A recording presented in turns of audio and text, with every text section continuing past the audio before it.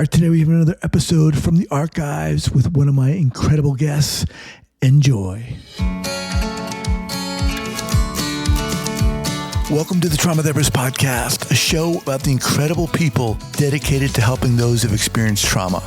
My name is Guy McPherson, and my mission is to raise the awareness of trauma and to inspire each of us to help those around us. 5, 4, 3, 2, and 1. All right, folks, welcome back to the Trauma Therapist Podcast. I am very excited to have as my guest today, Annie Brook. Annie, welcome. Thank you so much. All right. So Annie is a somatic author, educator, and therapist. She has over 35 years of professional experience helping infants through adults resolve trauma. She teaches courses online, the difference between shock and trauma, and she's launching a 10-week healing complex trauma course April 7th. Annie has worked at Children's Hospital and the Child Trauma Centers, in public schools, with gang youth, with sexually abused foster children, and she's seen families and adults in private practice since 1978. All right, Annie, just a little bit about you. Before we get going here, share with our listeners where you're from originally and Okay. where you're calling from currently. We'll get going. I'm currently calling from Boulder, Colorado. Where Oh, cool. I live. Okay. And I grew up basically in South Florida. My dad was in the Air Force, so we moved around when I was a young child. But my major kid growing up years were in a wonderful place in South Florida with lots of nature and swimming and all that. So Nice. I was very fortunate. Nice. All right. So you've been doing this for a while. How the heck did you get into this field? This was not where I thought I'd end up. I did not think, I'm going to school to become a therapist. I actually dropped out of college and became a little back to the land pioneer, built a log cabin with a friend, and we had a water-powered furniture business. I went to Scotland and became apprenticed in pottery. So I thought I was having that life as a stoneware potter. And then a lot of trauma hit. My partner started drinking, which I didn't know about. And then the house burned down. My animals were killed. Yeah, it was major. And of course, you're at that fresh, young, building your home and loving the land and making the garden, So in that process, I was very loyal. So I got a job on a fishing boat off Cape Cod to earn some money. And then we built a second house. And then I realized I am not doing well. There is the trauma of the house fire, of all the effort, of someone who now had a substance abuse. And I just felt like if I stay here, I'm going to die. How old were you at this time, Annie? I was 23, maybe. Oh, wow. Okay. Yep, 23. And, so luckily I went home to Florida for my sister's wedding, and my other sister was visiting from California, and she took one look at me and she said, "You need to come out here to California and learn how to meditate." And let me just interrupt you. Can you release the microphone part of your headphone from your sweater? There you go. Okay, that'll be much easier to hear. Thanks so much. Yeah, we're just rubbing on that thing. Okay, let's see if I can keep that out of the way. That's fine. Yeah. All right, good. We'll try Sorry that. to interrupt you. That's okay. So I luckily, I was in this place where I couldn't hardly hold a job. I could feel my mental capacity. It was as if my brain were unraveling. And later that gave me some good perspective about mental health. It's like when there's too much stress, the brain stops functioning so well. And I grew up in a good family, I'll go back to those stories because those were part of what shaped me for sure. But the part of it that was really important in that moment is I found myself in California. I had just a little tiny suitcase. Everything else had burned up. And I went to this school for meditation that taught Sufi-based meditation. I didn't need medication, which was really good. I went the natural route.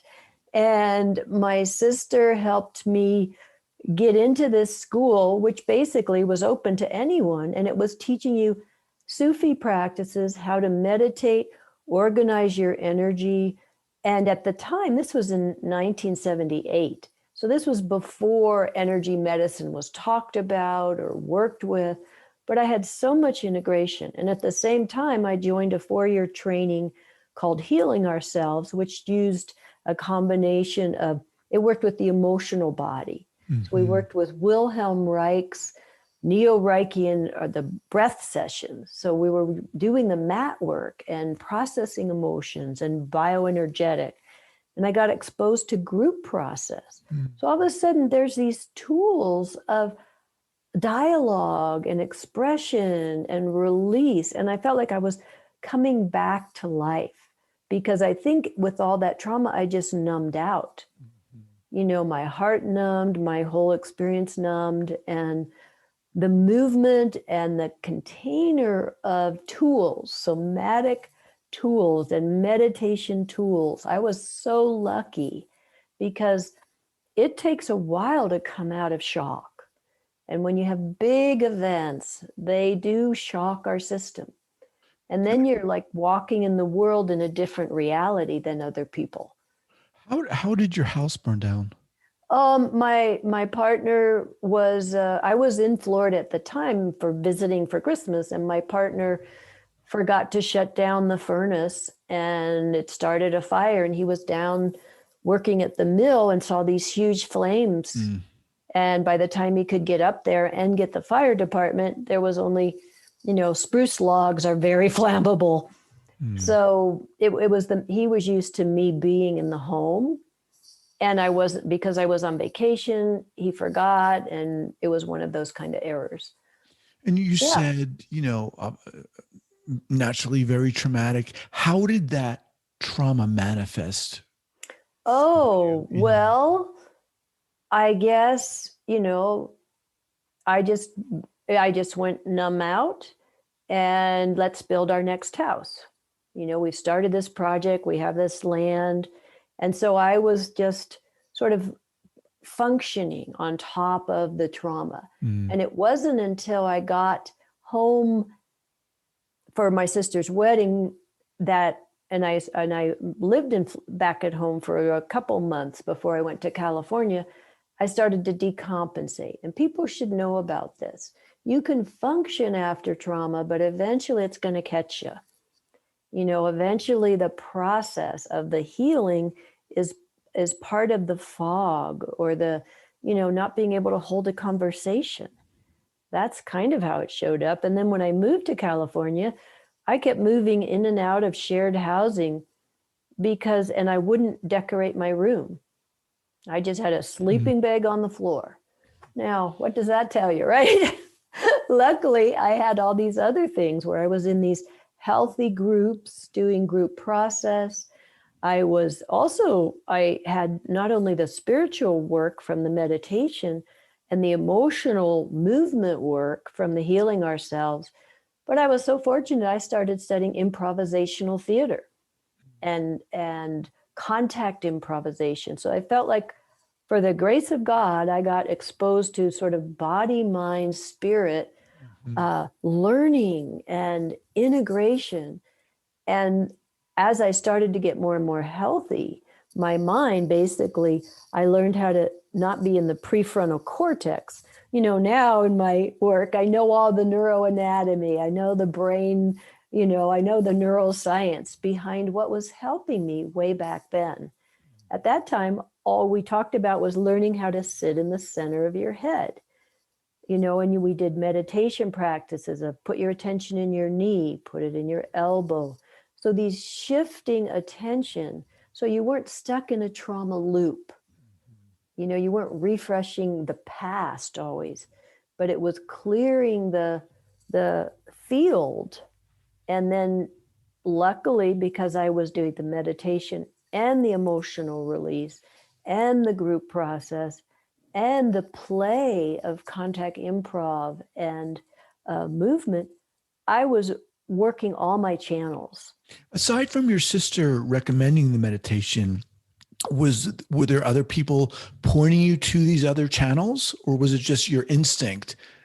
It was, she kind of gave me some ideas of what was out there, and then it was my instinct for sure. Okay. You know, so how do things unfold such that you're like, all right, I want to be a therapist? Well, basically, it started to happen that I had to make a living, of course, right? And so I thought, oh, I'm finally moving in my body and I want to be a dancer. And then I realized I can't do what dancers do. And I was sort of mad about that. Here I am getting healthy. And, I started with the meditation, having these sort of things just manifest.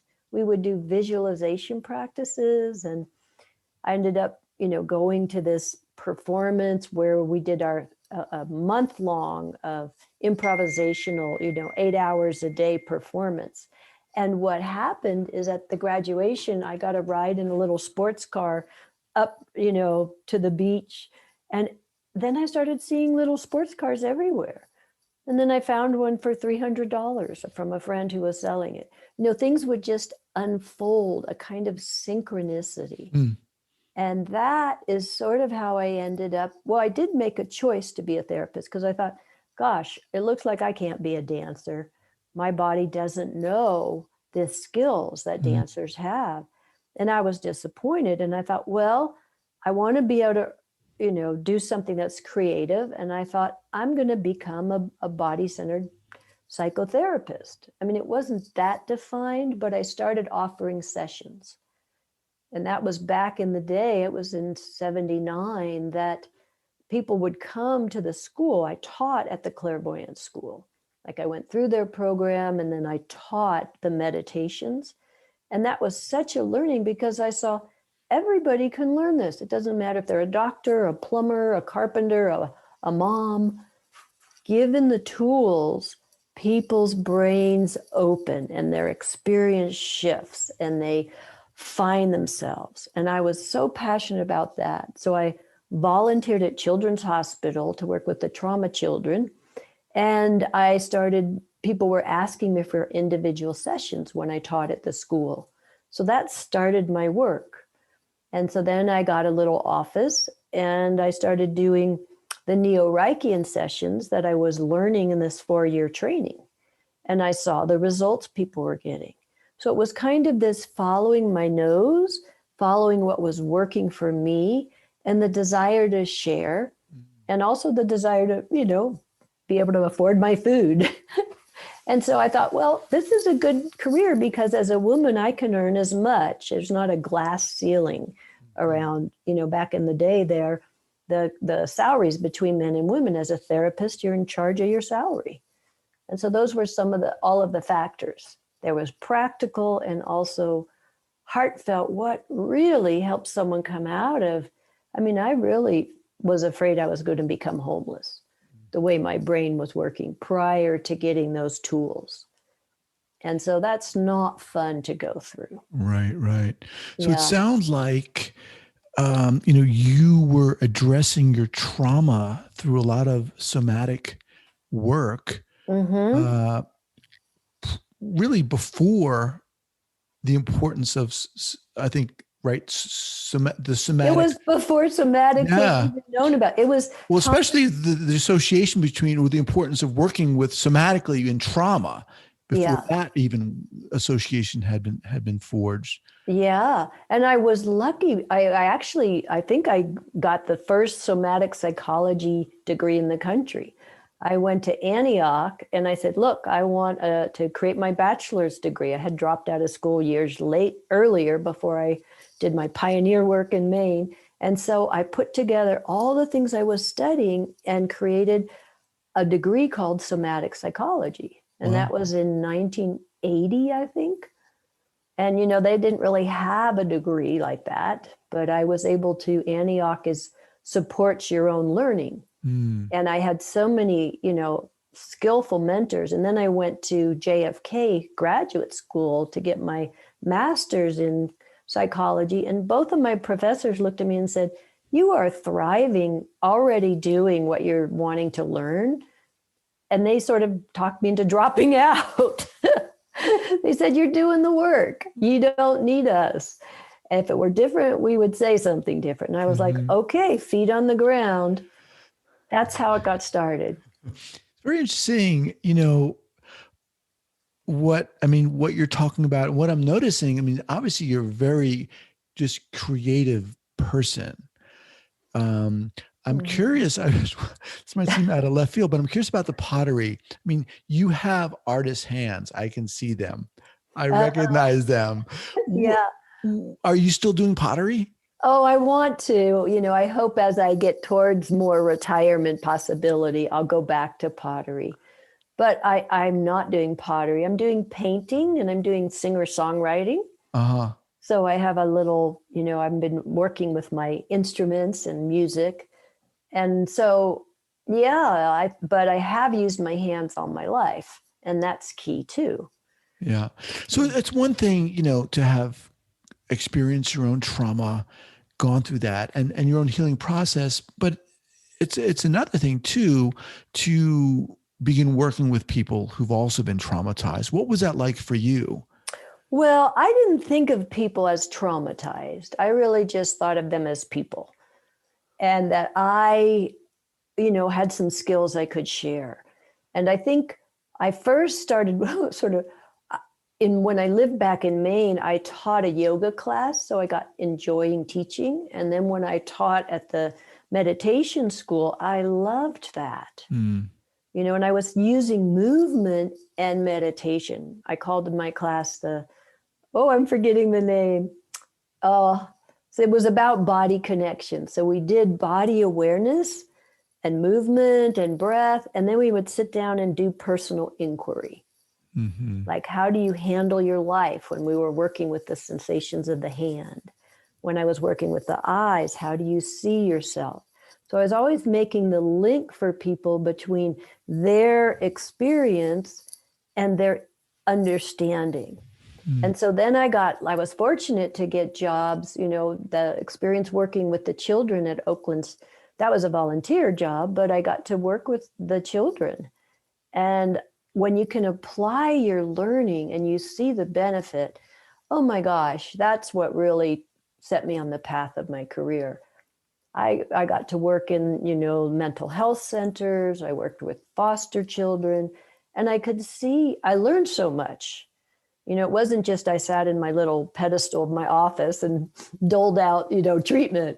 It's like I really got the great experience of feet on the ground, working with hard populations, real difficult life situations.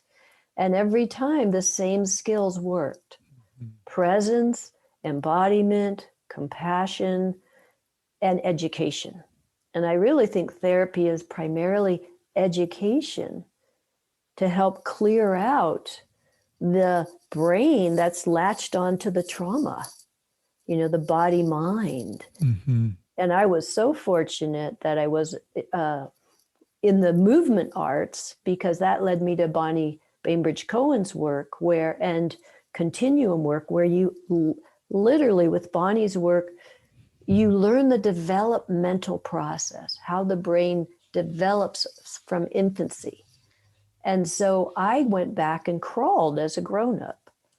I went back and reshaped my own experiences, because I didn't know it at the time, but I read the book The Magical Child when I was 27 by Clinton Pierce. And because I was in the 4-year Healing Ourselves, I did my, tantrum about realizing I was not with my mom after birth. I was in an incubator. And I knew I was sort of a challenged kid in that as a younger child, I was high arousal temper tantrum. And my mom didn't know what to do with me. My father passed away when I was 2.5, and she had 3 young kids. So she had been a social worker and went back to school for early childhood education. And fortunately, she taught us crafts and art, and then she moved us all to South Florida so we could be around nature. And her instinct to do that, I think, really helped me, because nature helped me manage. But I Mm-hmm. remember I had this, needing to be perfect. And I didn't understand that till years later. I'm doing my understanding of the earliest impressions, pre and perinatal, which is the study of 0 to 18 months precognitive impressions. And so I was back in, the anger and the understanding of what did I go through in the incubator? What did I go through not knowing where my mother was right when I was born? How did that shape my temper tantrums and high arousal? So I had, it was almost like I was a living laboratory of my studies.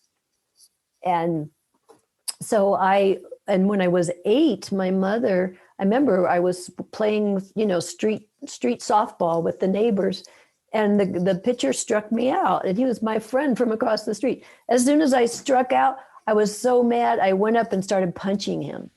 And my mom just took me off the street and put me in my room and said, you don't come out till you don't have a temper. And oh my gosh, it took about 3 hours. Wow. I remember jumping from bed to bed, so furious. But it was she gave me limits. Mm-hmm. And sometimes parents don't know how to do that. That's why I have this free download in my library, my PDF about 1, 2, 3 magic. It's not my work, but it's the very effective support for parents, so they're not overridden by the children, but actually helping contain the children so they feel safe.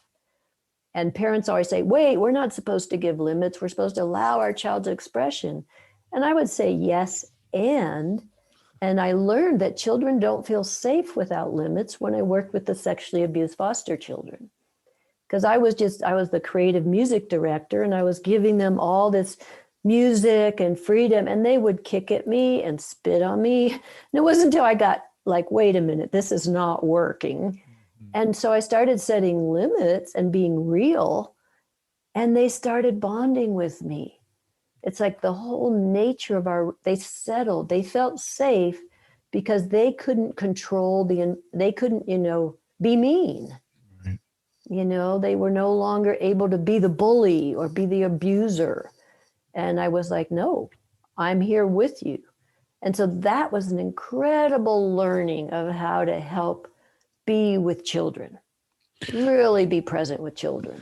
Let me ask if you could share an early clinical error / Oh, yeah. Oh, my gosh. Oh, I'm so sorry. I still send this child blessings. I was working as a therapist in the public schools. And I had, my background and my years of experience. And I was hired to be the therapist and help the children. And this one school was this little girl, and she was going to get, kicked out if she didn't behave. And so they had me working with her, and we were out in the hallway, and I got enrolled in a power struggle. And it really taught me how you have got to pay attention about power struggles with children and with your clients and in life in general. Because all of a sudden, I was using my authority power with her, and she was using her too bad for you power back with me. Mm-hmm. We were just in a power struggle. And I kind of, I couldn't hold the compassionate space. I got triggered and got mad. And I said, we're marching back into the classroom, and I was aggressive with her, and I really regret that. So what should you have done, I guess, specifically? I think now, I think I maybe needed to get another person to help me, because this was also an ethnic difficulty. The child was Native American, and she was in the public school, and she didn't want to be there. And she sure didn't want to hear anything from a white Caucasian therapist trying to help her. Mm-hmm. Right. So that was sort of the thing I didn't realize from the beginning. I mean, now I really pay attention to all that, but I was just I've got some tools, let's help. So I should have slowed everything way down, and I should have just sat down against the wall and not said a word with her. Just stayed out in the hall and just waited. Right. Not forced anything, but just waited to see what could unfold. Right. Appreciate you sharing that.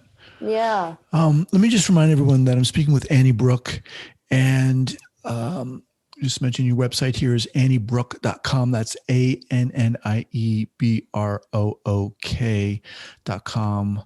And I'll have that linked up at the show notes page here at the Trauma Thank you Therapist. so much. You're welcome. Yeah. TraumaTherapistPodcast.com.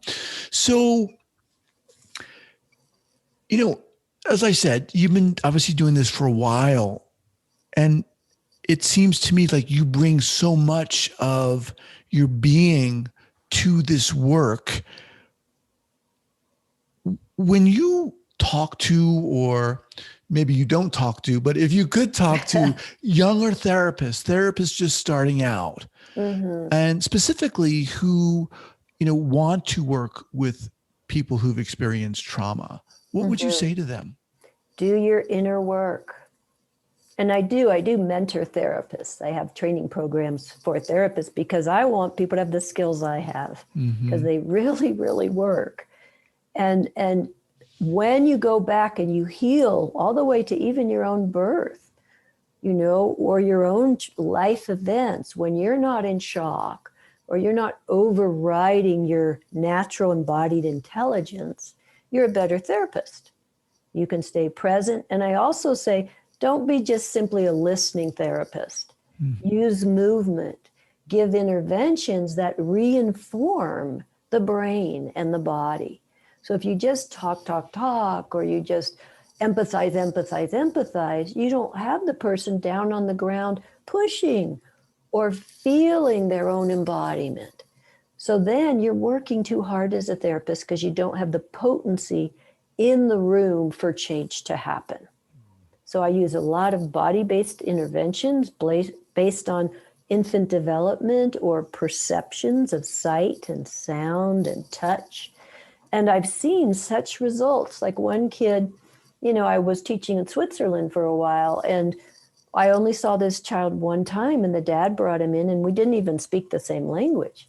But I realized from what the dad was saying is that the kid couldn't focus in school. And my first thought was, I bet he doesn't feel his own body on some level. And there's a lot of people who use their bodies but don't feel them. And so I did levering through the bone, the touch hands-on, where I would take his upper arm and I would hold it and pull out the slack, give it a little tension, and then feed it into his skeleton. And you could see the light bulbs in his eyes. It's like, oh my gosh.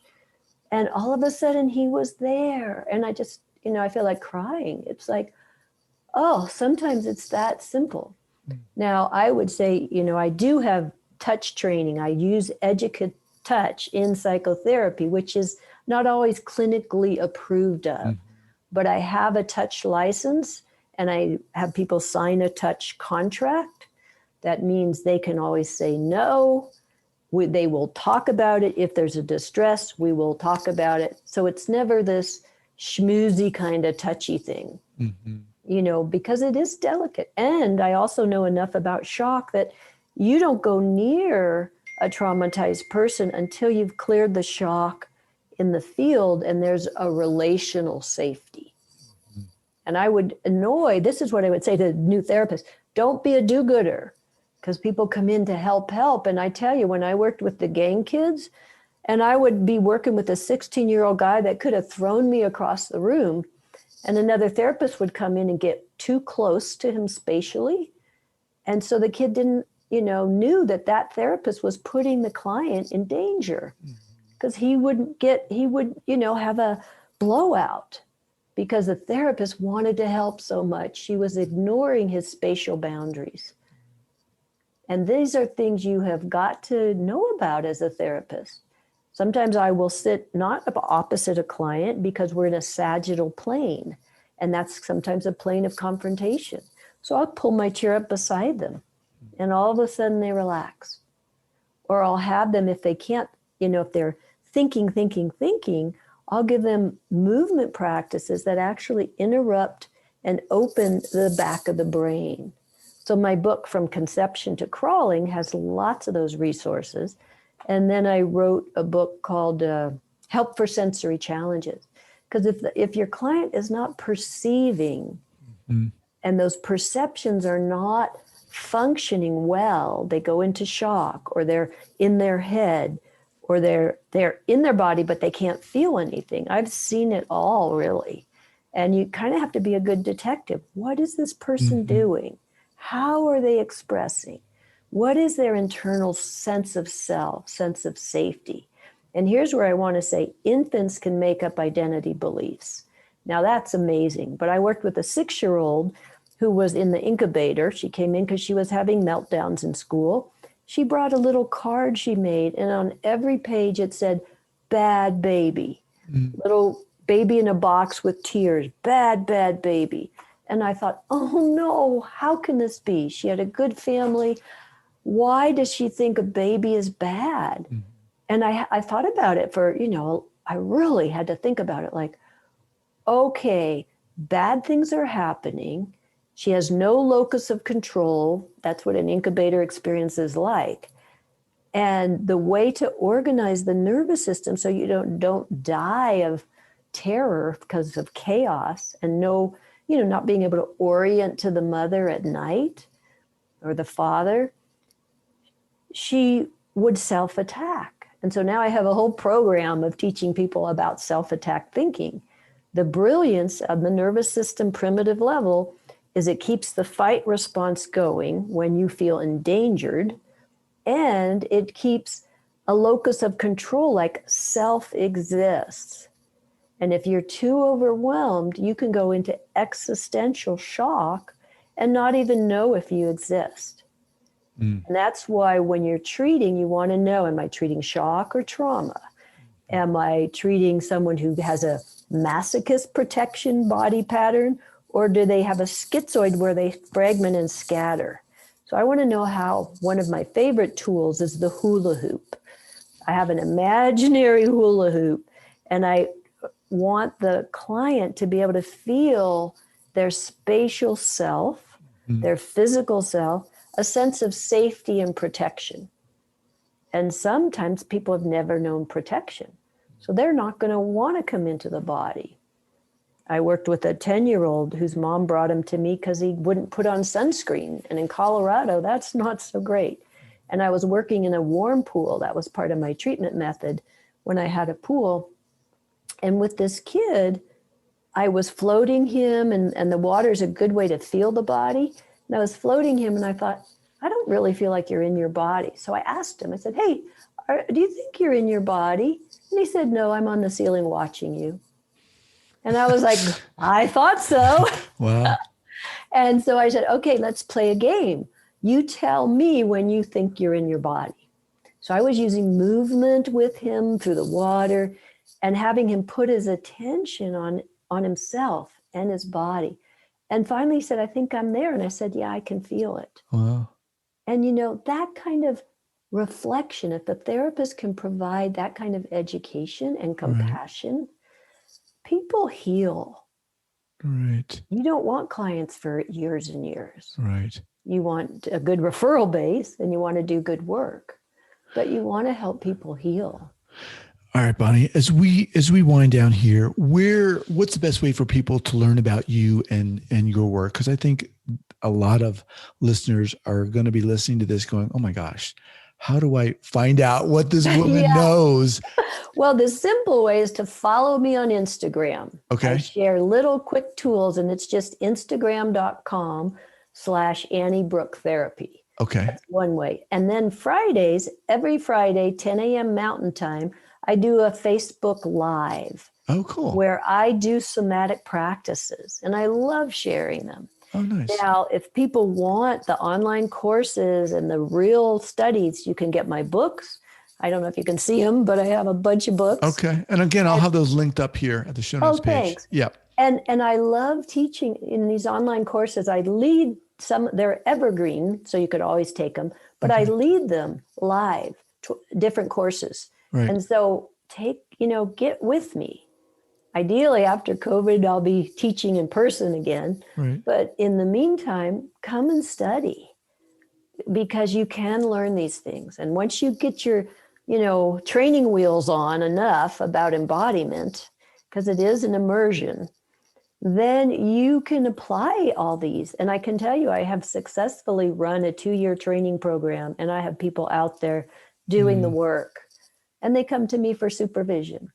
Awesome. And Awesome. that's what I want to do, is get more and more therapists out there doing the good work.